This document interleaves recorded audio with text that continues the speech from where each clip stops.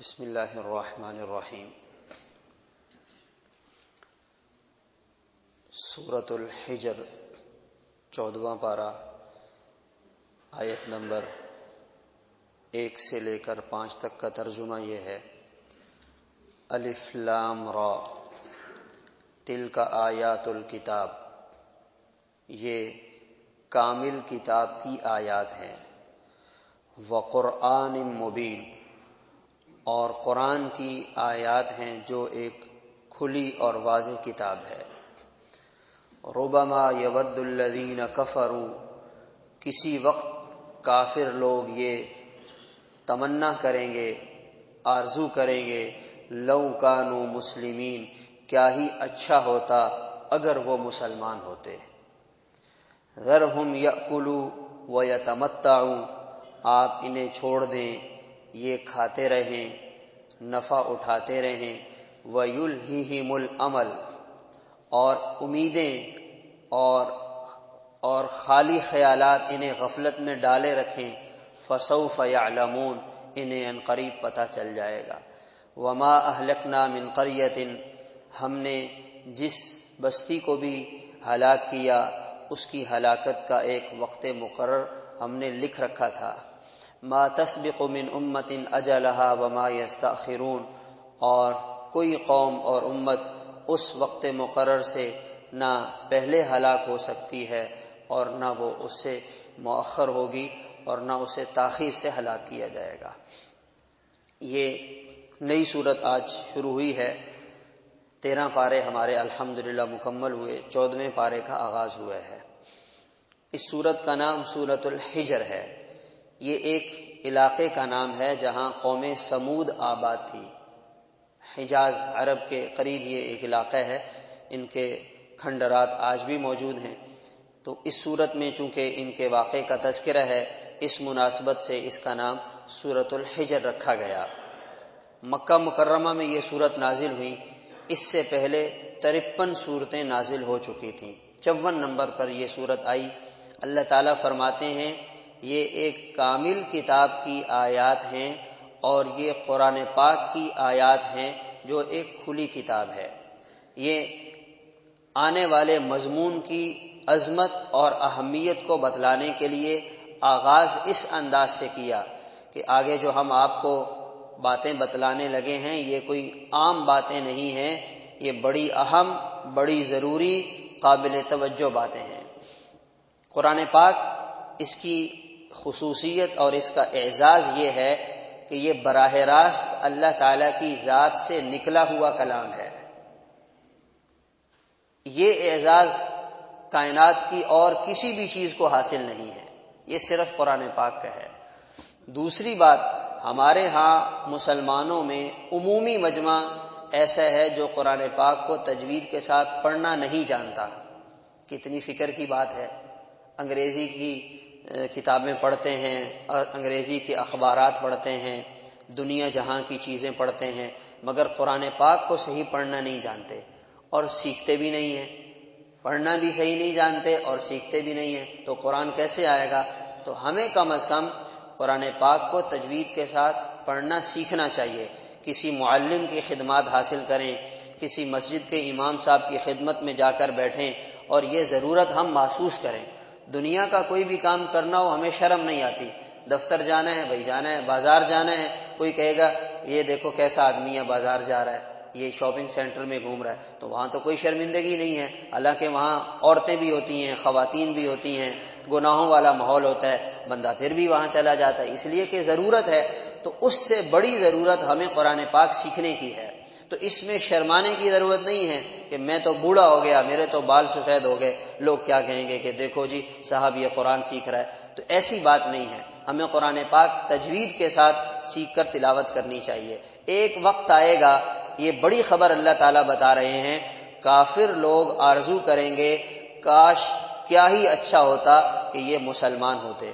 مفسرین فرماتے ہیں جب موت کے فرشتے کافر کی روح نکالنے کے لیے آئیں گے اور جس اذیت کے انداز میں اس کی روح نکلے گی، اس منظر کو دیکھ کر وہ یہ آرزو کرے گا کاش کہ وہ مسلمان ہوتا۔ پھر جب اسے قبر میں لٹا دیا جاتا ہے اور جہنم کی کھڑکی اس کے لیے کھول دی جاتی ہے اور سزا کا سلسلہ شروع ہوتا ہے، وہ تمنا کرے گا کاش کہ وہ مسلمان ہوتا۔ پھر جب قیامت کے دن پھر عالم برزخ کی جو سزائیں ہوں گی انہیں دیکھ کر یہ تمنا کرے گا کاش کہ وہ مسلمان ہوتا۔ پھر قیامت میں جب ساری انسانیت اللہ کے سامنے کھڑی ہوگی اور وہ خوفناک منظر ہوگا، وہ تمنا کرے گا کاش کہ وہ مسلمان ہوتا۔ پھر جب پل صراط سے گزر کر یہ جہنم میں کافر گریں گے تو تمنا کرے گا کاش کہ وہ مسلمان ہوتا۔ پھر جب گناہگار مسلمانوں کو جہنم سے نکال کے جنت میں ڈال دیا جائے گا اور فیصلہ ہوگا اب جو جنت میں چلے گئے وہ ہمیشہ وہاں رہیں گے، جو جہنم میں رہنے والے ہیں وہ ہمیشہ وہاں رہیں گے، کافر تمنا کرے گا کاش کہ وہ مسلمان ہوتا۔ تب انہیں یہ بات سمجھ میں آئے گی کہ یہ ایمان کتنی بڑی دولت ہے۔ آج ہمیں اپنے ان انسانی بھائیوں کو ہمدردی کے ساتھ سمجھانا چاہیے، تمہارا ہم پر بڑا احسان ہے کہ تم نے ہمیں دنیا کی ترقی سے مالا مال کیا، تم نے ٹیکنالوجی کو ایجاد کیا، تم نے ہماری زندگی کو آسان اور تیز بنا دیا، یہ تمہارا ہم پر بڑا احسان ہے۔ لیکن ہم یہ چاہتے ہیں تم پر یہ احسان کریں کہ آگے آنے والی ایک بہت بڑی مصیبت ہے، اس کی تیاری کر لو، اس سے اپنے آپ کو بچانے کی فکر کر لو۔ ان بیچاروں کو پتہ ہی نہیں ہے، بڑے سے بڑا سائنسدان ہوگا، اس سے پوچھو مرنے کے بعد کیا ہوگا، وہ کہے گا مجھے نہیں پتا، میں نہیں جانتا۔ ان کا بڑے سے بڑا عہدیدار، وزیر، پرائم منسٹر، ان کا جج، اس سے پوچھو آگے کیا ہوگا۔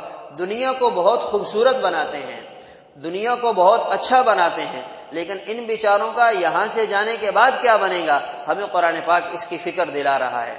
اور ہمیں یہ حقیقت اور ایک تو ہمیں ان کی فکر ہو، اور دوسرا ہم مسلمانوں کو اس احساس کمتری میں مبتلا ہونے کی ضرورت نہیں ہے کہ ہمارے پاس تو کچھ بھی نہیں ہے، ہم تو صرف نام کے مسلمان ہیں۔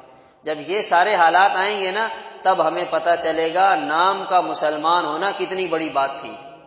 اس لیے کہ یہ کافر تو نام کے بھی مسلمان نہیں تھے، اس لیے تمنا کر رہے ہیں، تو ہم تو شکر کریں گے کہ اللہ کا شکر ہے نام کے مسلمانوں میں تو اپنے آپ کو شامل کر لیا۔ تو نام کا مسلمان ہونا یہ بھی کوئی معمولی بات نہیں۔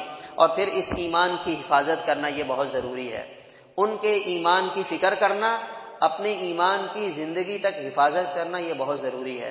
بعض گناہ ایسے ہوتے ہیں جس کا وبال موت کے وقت یوں سامنے آتا ہے کہ آدمی ایمان سے محروم ہو جاتا ہے، خاص طور پر تنہائی کے گناہ، یا وہ لوگ جن کے نامحرم عورتوں سے تعلقات ہوتے ہیں، بدنظری کرتے ہیں، تنہائی میں بیٹھ کے ان کے ساتھ باتیں کرتے ہیں، یہ ایسے گناہ ہیں کہ جب آدمی دنیا سے جاتا ہے ایمان چلا جاتا ہے۔ ایک حدیث میں آپ صلی اللہ علیہ وسلم نے باقاعدہ یہ بات بتلائی ہے، جب بندہ زنا کرتا ہے ایمان اس کے اندر سے نکل جاتا ہے اور اس کے سر پہ سائبان کی طرح کھڑا ہو جاتا ہے، جب اس زنا کے عمل سے فارغ ہوتا ہے پھر وہ ایمان اس کے اندر آ جاتا ہے۔ تو یہ جو اس قسم کے گناہ ہیں یہ گناہ آدمی کو ایمان سے محروم کر دیتے ہیں۔ آدمی ہرگز اس قسم کے کسی گناہ میں نہ پڑے، وہ بہت کامیاب سمجھتا ہے، کسی کو کیا پتہ چلے گا، کسی کو تو بالکل بھی نہیں پتہ چلے گا، کسی کو بھی نہیں پتہ چلے گا، مگر اللہ تعالیٰ جانتے ہیں اور فرشتے محفوظ کر رہے ہیں۔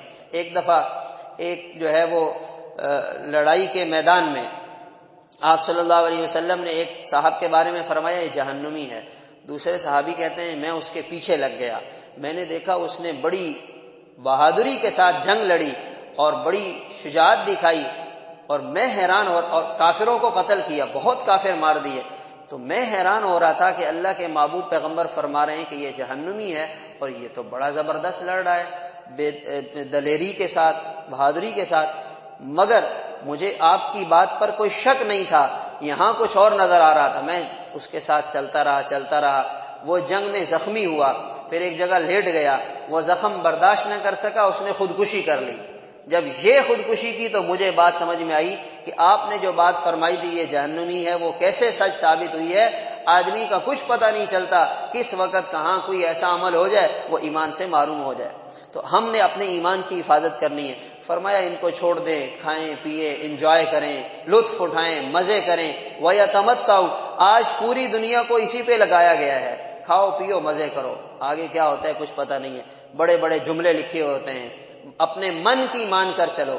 تو قرآن فرما رہے ہیں کہ ان کو من کی مان کر چلنے دو، فسوف یعلمون، پتہ چل جائے گا۔ اور فرمایا ہم نے ہلاکت کے لیے، ہر قوم کی ہلاکت کے لیے ایک وقت لکھا ہوتا ہے، جب وہ وقت آتا ہے پھر ہم اس کو ہلاک کر دیتے ہیں، نہ اس سے پہلے نہ اس کے بعد، البتہ حالات بھیج کر انسانوں کو سمجھنے کا موقع ضرور دیتے ہیں۔ سمجھدار انسان وہ ہے جو اللہ کی طرف سے آنے والی تنبیہ کو سنجیدگی سے لے اور اپنے گناہوں سے توبہ طائب ہو کر اپنی زندگی کو نیکی کے ساتھ گزارے۔ اللہ تعالی عمل کی توفیق عطا فرمائے۔